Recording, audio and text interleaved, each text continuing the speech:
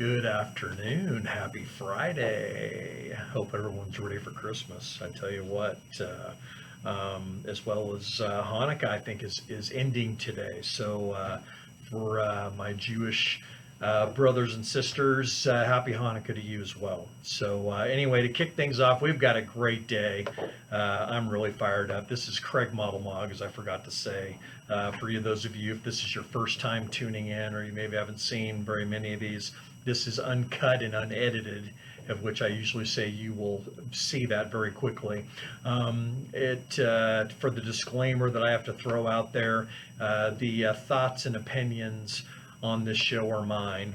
They are neither a solicitation to buy or sell anything. Investments can and will lose money, and they are not FDIC insured. So anyway, to kick this off, welcome to another week's episode of Wall Street X's and O's. As I said, this is Craig Model Mog, and I'm really glad to be here today. I've got a good show.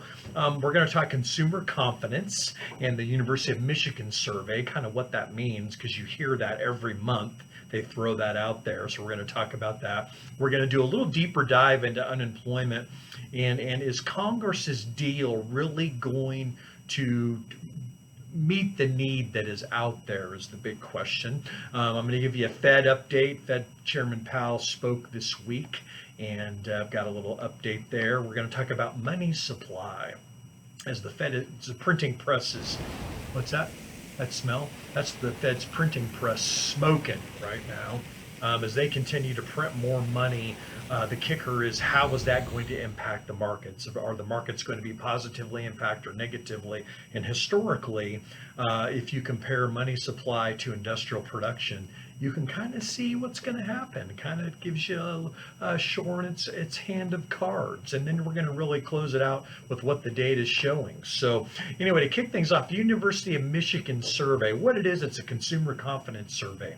And it really states and helps them project how people, it gives them a way to estimate how people are going to spend money in the future. Meaning, if we're happy and warm and fuzzy feeling, kind of like we are around Christmas time, we usually spend, right? If we're not happy, if we are scared, if we are fearful, if things are not going good, if we are losing jobs, confidence continues or tends to be down, in which we do not spend money. So right now, year over year, the consumer confidence, which did come in, I think it came in at like 81. I had that up on my screen, but now it's not there any longer because I hit my mouse and it moves on my page, and now I'm SOL. So, but I think it came in around 81. I think year over year it's down about 18%. So we're off from our highs. What is interesting is this: if you go to the University of Michigan Consumer Sentiment page, and actually the St. Louis Fed has a cool deal where they show the comparison from Republicans to Democrats to independents, and how their feelings change as time goes on. And what's interesting is they usually run pretty lockstep and in tandem. And so I'm drawing what it kind of looked like. And then as we got to August, it started to split and widen to where now it's widest point that it's been in some time, where Democrats are very hopeful and optimistic, and Republicans are very pessimistic. That is normal. That's what happens. Collectively together, though, you know what, the number was decent. So again, we're going to see how things end up panning out here as we move forward, but you know, it's kind of a fun stat just to look at. Moving on to unemployment here. Let's first of all talk about, there's Pandemic Unemployment Assistance, PUA benefits. These were expanded benefits that expanded the eligibility of those who would qualify that otherwise would not. This was one of the special deals that they rolled out with the CARES Act. This was there to last for 39 weeks. That ends on the 31st. So we're looking at 13 days from today. All right. Normal state benefits last 26 weeks. Then they created PEUC benefits, which they rolled out, which was a federal and a state combined, which added additional 13 weeks to where when you add the normal state benefits with PEUC, you get to the 39 weeks, which was in line with what was offered by the PUA. See how they're trying to make them fair, okay? Here's what's interesting with that. The question is this: does the prospective unemployment benefit enhancement that Congress is working on in this new stimulus package, does it include a provision that extends benefits beyond the 39 weeks, or does it simply extend the current provisions of the program? And you say, well, Craig, what's the difference? Well, here's the deal, and this may be floating around out there. It's something I've not been able to see specifically, but I've not seen explicit commentary that talks about these differences. And here's why this is a big deal. This is why it's critical. And there's millions of people, and millions is legit, okay, that are facing a cliff that's associated with the year-end expiration of the pandemic-related program benefits. Okay, these are the additional ones that were created for those that normally did not qualify. So this doesn't matter if the program is extended and you don't qualify for the program benefits anyway, but it really does matter a big deal if the duration is not further extended in the program, really then would not meet expectations. So if it expands traditional benefits, there's a huge number of people that are going to be impacted that are not going to be covered. That is the kicker, okay? If you get onto the numbers for the week, initial claims went up again. They went up by 23,000 to I flipped the page too quick. 885,000. If you look at PEUC claims, they went up again from last month from 4.533 million up to 4.801. If you look at total unemployment benefits, they went up again from 19.043 up to 20.647. That's a big jump. Here's the deal. Congress has got to get a deal passed, okay? I'm not sure either party wants to be pegged as the one that made this not happen before the holiday season, okay? I really believe that. I do think they're going to get a deal done. I actually see them kind of working together. It's kind of ugly. It's kind of like two people that don't like each other, but they're forced to work together. I'm seeing that now. So I think there's some positives that are starting to generate where they're really looking at the numbers and they're not just going to shell cash out to everybody that has a pulse, which essentially is what they did the first time. I think they're being a lot more specific to get funding and get assistance to those who need it. And to me, that's what we want, regardless of party. If you're just a thoughtful American, you want the people that need it to have it. You don't need people that don't need it to have it. That's called a waste of cash, okay? Moving on here. Let's look at an update on the Fed. And I had my charts here. I had them out of position. How does that happen? Anyway, Fed Chairman Powell spoke this last week, and basically the Fed is going to continue their monthly purchase of $120 billion. Yeah, that's with the B, people. And you're probably thinking, what are you talking about, Craig? Yeah, what's happening right now is the Fed is buying $80 billion a month in treasuries and $40 billion a month in mortgage-backed securities. And if you go back a few months, they were freaked out and they were buying corporate bonds, both investment grade and junk bonds, so which is crazy.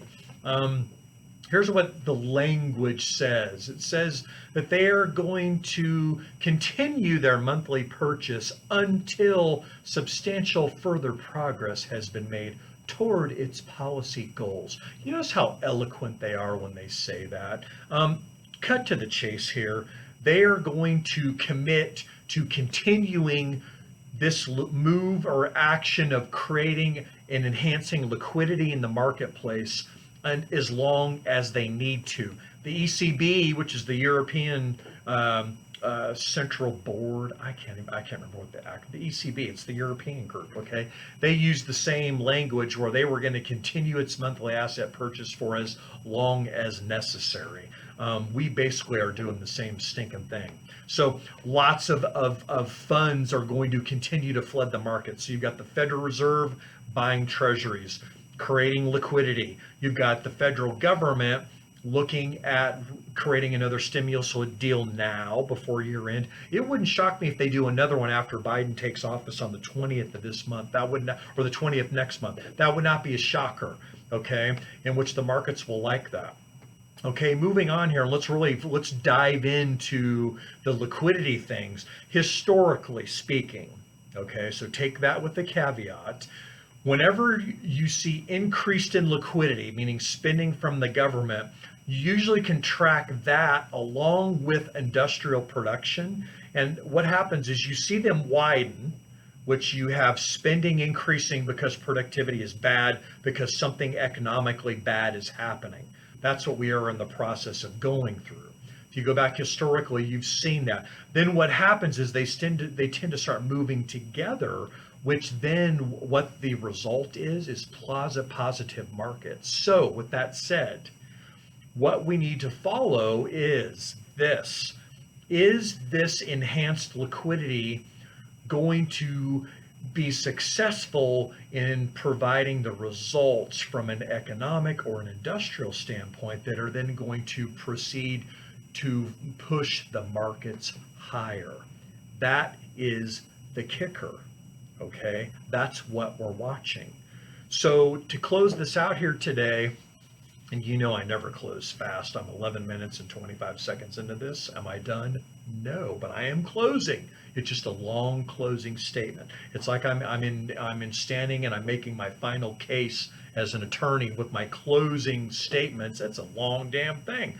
And that's kind of what I'm doing here. See, I'm already rambling in another 17 seconds. Anyway, here's the deal. Here's what's going on. Here's what the data is showing. Right now, the data is showing that it is working.